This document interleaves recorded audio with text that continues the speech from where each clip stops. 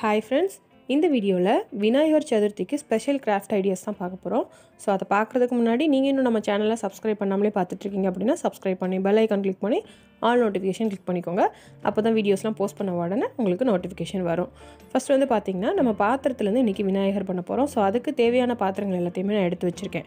So இப்போ இதை use பண்ணி ஈஸியா நம்ம வந்து ஒரு விநாயகர் மாதிரி வடிவத்துல கொண்டு வந்துறலாம். ஃபர்ஸ்ட் வந்து பாத்தீங்கன்னா ஒரு பெரிய சைஸ்ல இருக்கக்கூடிய தட்டு மாதிரி கொஞ்சம் உள்ள குழிவா இருக்கிற மாதிரி எடுத்துர்க்கேன். இது வந்து விநாயகரோட வயிறு மாதிரி.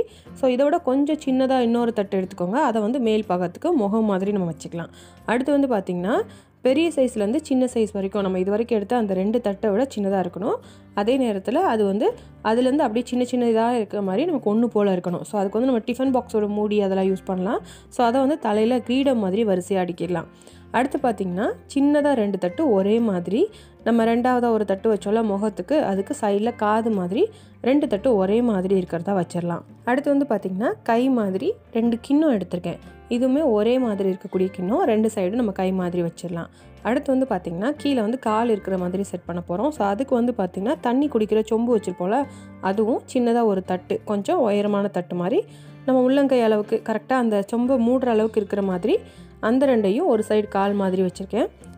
அப்புறம் சின்ன சைஸ் தட்டு இந்த கால்ல வச்ச மாதிரி இன்னொன்னு வச்சிட்டு அடுத்து தூக்கு சட்டியில வந்து மூடியை எடுத்துட்டு ஃபர்ஸ்ட் தூக்கு சட்டியை அந்த மாதிரி கவுத்தி வச்சிருக்கேன். அது வந்து கரெக்ட்டா அந்த கொஞ்சம் வளைவா இருக்குல சோ காலோட பகுதி மாதிரி இருக்கும். சோ அதுக்காக அந்த மாதிரி வச்சிட்டு அந்த மூடியை திருப்பி அந்த தூக்கு சட்டி மேலேயே வச்சிட்டேன். சோ ரெண்டு கால் வந்து ஒரு கால் மடக்கி ஒரு கால் கொஞ்சம் நீட்டி இருக்கிற மாதிரி நம்ம இந்த மாதிரி வச்சுக்கலாம். அடுத்து பாத்தீங்கன்னா ஒரு டம்ளருக்குள்ள 2 ஸ்பூன் ஒரே மாதிரி இருக்க 2 ஸ்பூனை வச்சு அடுத்து அந்த டம்ளருக்கு அடுத்து இன்னொரு டம்ளர் சேர்த்து வச்சு அதாவது அந்த 2 ஸ்பூனும் கண்ணு மாதிரியும் இது வந்து தும்பிக்கை மாதிரியும் இந்த 2 டம்ளருக்கு அடுத்து மூணாவது டம்ளரும் சேர்த்து ஒரு பக்கம் திரும்பி இருக்கிற மாதிரி நம்ம செட் பண்ணும்போது கரெக்ட்டா கண்ணுல இருந்து அடுத்து கீழ தும்பிக்கை வர்ற மாதிரி நம்ம வந்து டிசைன் பண்ணிரலாம். சோ இது வந்து கரெக்ட்டா நிக்க வச்சிட்டீங்க அப்படினா அந்த ஸ்பூன் வந்து பேலன்ஸ் ஆகி கரெக்ட்டா நின்னுக்கும். சோ அவ்வளவுதான். இந்த மாதிரி நம்ம வீட்ல இருக்க பாத்திரங்களை யூஸ் பண்ணியே நம்ம வந்து விநாயகர் மாதிரி ரெடி பண்ணிரலாம். நான் வந்து என்கிட்ட இருக்க பாத்திரங்களை பயன்படுத்தி இந்த மாதிரி விநாயகர் வந்து செஞ்சிருக்கேன். சோ உங்ககிட்ட என்ன மாதிரி பொருட்கள் இருக்கோ அதை யூஸ் பண்ணி நீங்க வந்து விநாயகர் ட்ரை பண்ணி பார்க்கலாம். இந்த விநாயகர் வந்து உங்களுக்கு கண்டிப்பா பிடிச்சிருக்கும்னு நினைக்கிறேன். பிடிச்சிருந்தா லைக் பண்ணுங்க. உங்க ஃப்ரெண்ட்ஸ் அண்ட் ஃபேமிலிக்கு ஷேர் பண்ணுங்க. இந்த பாத்திரத்திலே செஞ்ச விநாயகர் வந்து எப்படி இருக்காரு அப்படினு கண்டிப்பா கமெண்ட் பண்ணுங்க. அடுத்து வந்து காய்கறியிலேயே விநாயகர் எப்படி பண்றதுன்னு பார்க்க போறோம். சோ அதுக்கு வந்து பாத்தீங்கன்னா ஃபர்ஸ்ட் நான் வந்து தக்காளி எடுத்துர்க்கேன்.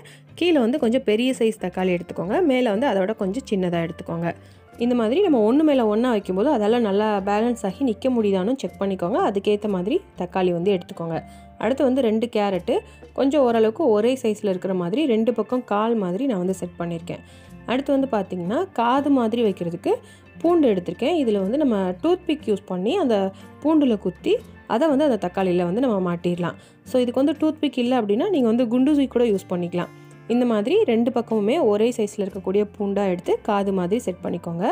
அடுத்து வந்து பாத்தீங்கன்னா எனக்கு கேரட்ல இந்த மாதிரி ஒரு கேரட் கிடைச்சிச்சு. சோ அத மட்டும் நான் கட் பண்ணி எடுத்து இத வந்து தும்பிக்கை மாதிரி அந்த தக்காளியில வந்து நான் செட் பண்ண போறேன். சோ இதையுமே நம்ம டூத் பிக் யூஸ் பண்ணி ஈஸியா அந்த கேரட்டையும் தக்காளியையும் நம்ம வந்து ஜாயின் பண்ணிரலாம். உங்களுக்கு இந்த மாதிரி கேரட் கிடைக்கல அப்படினா நீங்க வந்து பச்சை மிளகாயிலே இந்த மாதிரி ஒல்லிய நீளமா இருக்கும்ல அதுல கொஞ்சம் வளைஞ்சு இருக்கறதா பார்த்து எடுத்துக்கோங்க. அத வந்து தக்காளியோட ஜாயின் பண்ணி தும்பிக்கை வந்து ஈஸியா ரெடி பண்ணிரலாம். அடுத்து வந்து நம்ம முன்னாடி இந்த மாதிரி சைடுலலாம் மாட்டும்போது தக்காளி வந்து கொஞ்சம் பேலன்ஸ் ஆகாம ஆடும். சோ அதனால ரெண்டு தக்காளியும் ஜாயின் பண்ற மாதிரி பின்னாடி வந்து டூத் பிக் யூஸ் பண்ணி மாட்டிருங்க. அடுத்து ஒரு கேரட்டோட அடிப்பகுதியை கட் பண்ணி எடுத்துர்க்கேன். இத வந்து நம்ம மேல வந்து கிரீடம் இருக்கிற மாதிரி செட் பண்ணிக்கலாம்.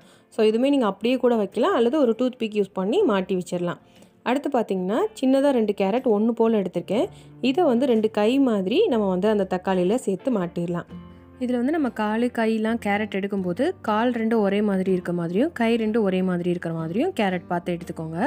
காலுக்கு எடுக்கிற கேரட்டை விட கைக்கு எடுக்கிற கேரட் வந்து சின்னதா இருக்கணும். உங்களுக்கு வீடியோ பார்க்கும்போது தெரியும். சோ கொஞ்சம் பெருசும் சிறுசுமா பார்த்து எடுத்துக்கோங்க.